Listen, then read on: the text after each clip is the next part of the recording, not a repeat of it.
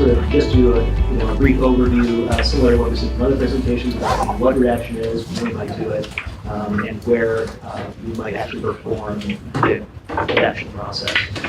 And specifically, we're going to be focusing on client-side redaction within the browser, and some different ways of doing that and some challenges there, and then talk about how PDFTron is doing that.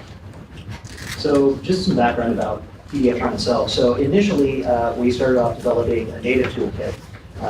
It initially was for Windows, basically a C++ code base, etc. And what we strive for is really to target the entire document lifecycle. So document creation from scratch or conversion from other formats, all the way up to sort of improving documents, like merging them together, adding form fields, stamps, etc.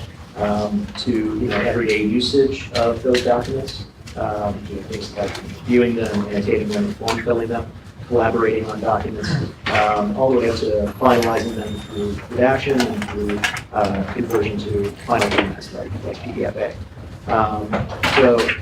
As we've grown, we've ported our platform to various other architectures. So from Windows over to Linux and Mac, as well as mobile platforms like iOS and EWP and Android. And we also, for a long time, had a web viewing product as well that let us display documents inside the browsers and enable users to annotate and form fill. But recently what we've done is we've taken the native toolkit that we had on these different platforms and compiled that to JavaScript. So what that enabled us to do was to provide this same full document lifecycle functionality within the browser without users having to install anything client-side, without having to rely on any API plugins, which are being deprecated everywhere. So as a result, we get really a full document experience cross-browser. So stepping back a bit, so what is redaction then? Well, redaction, and you've heard this from other presentations today, like Patrick's earlier, but redaction is removal of parts of the page, of sensitive information from the page. That's part of it. And the second part, of course, is the retention of the rest of that page. So just removing content is very easy to do. You can just delete the page, or you can just blow away the whole file, right? So that's trivial. It's keeping other information there that's really the difficult part. And kind of the idea of this presentation is sort of the power of the toolkit that we're using to perform the redaction, gives us the ability to retain more of that page. And the more power we have in that toolkit, the more we can keep around.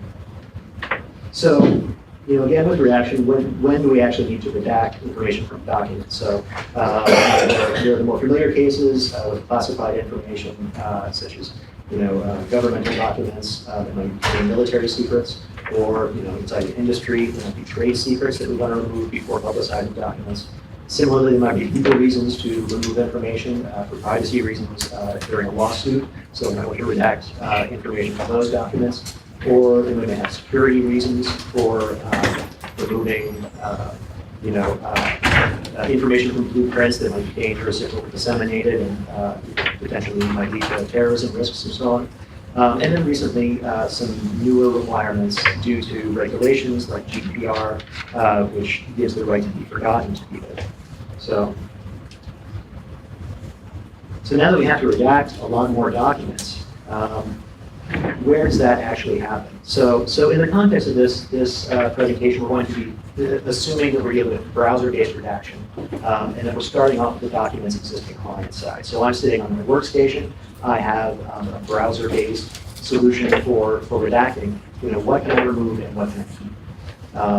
And when I'm actually performing this, how am I going to be going about doing it? So I have the option of doing that server-side or client-side. If I perform the redaction server-side, that complicates matters quite a bit. So if I'm uploading sensitive materials that contain unredacted private information, now I have to worry about this new copy sitting on a server that has this private information on it. Is that crossing national boundaries?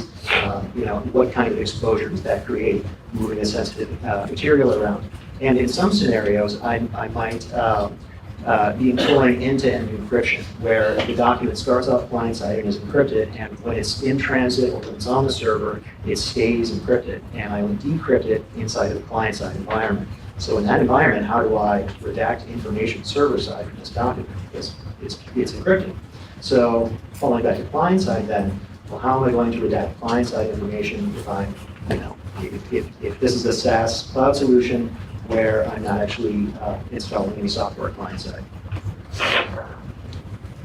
So that client-side redaction then kind of depends on what's available to me inside of the browser. So what am I using to actually view this document, and what capabilities does it give? So if I'm just dealing with a very slimmed down toolkit that only gives me, let's say, viewing and redaction, or viewing and annotations, then the most I could do would be to just draw an annotation rectangle over the content. And as we've seen from Patrick's presentation, that's very insecure. If you run such a document through a slow renderer, you can see the content rendered for the annotation, or that's true, it's a black rectangle inside of the content stream as well. So if I'm just viewing it on a small machine, I can get that information again. And if I'm not really editing the underlying document, then that metadata contained in that document would be unaffected, so I wouldn't be removing that information. And another approach would be to rasterize the entire page and then redact it from the image. And so this graphic here is taken from Gus' presentation from the Mueller report, it's harkening back to the issues there from that kind of redaction, just reducing down to an image. Now you've lost vector content and text, and that loses searchability and violates 508 compliance. So the other option then would be modifying the original PDF document. But how do you go about doing that in a browser? Well, PDFTron's web viewer. So since we've taken our full-featured native toolkit and compiled it over to JavaScript, that means all of those capabilities are available there inside the browser. You can modify the original PDF document without having to transfer it up to the server or without having to install it in the client side. And it's true client-side redaction. You can go and edit the underlying PDF document itself. So you're actually removing information from the content stream rather than just obscuring it or covering it up. And the unredacted content is left the same. So we don't have to obliterate it and replace it entirely. Rather, we can just leave it as is, only removing the parts that we want to get rid of. And we can do things like remove PDF metadata also. So you can go in at a low level and change the XMP data or other metadata. If we can do things like modify fonts, like resubset them, that's possible as well. So rather than risk a live demo or anything like that, we just have a couple of screenshots here. So this is actually on our demo on our site. If you go to pdftron.com/webviewer/demo, you can try out some of our various features targeted to different use cases. And so we have a redaction sample.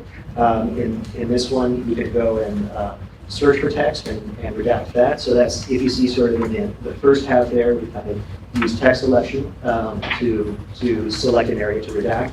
And that can be done automatically as well through text searches, including regular expression searches. And then this lower area here is where I've just gone in and manually drawn an area to be redacted from the document.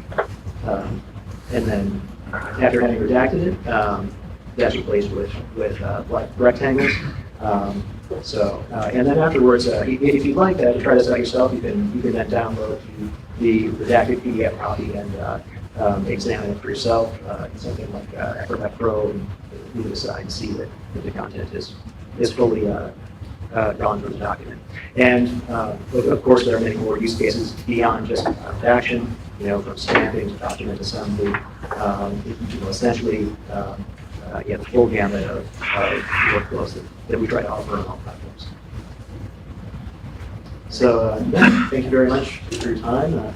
Appreciate it. And feel free to try it yourself.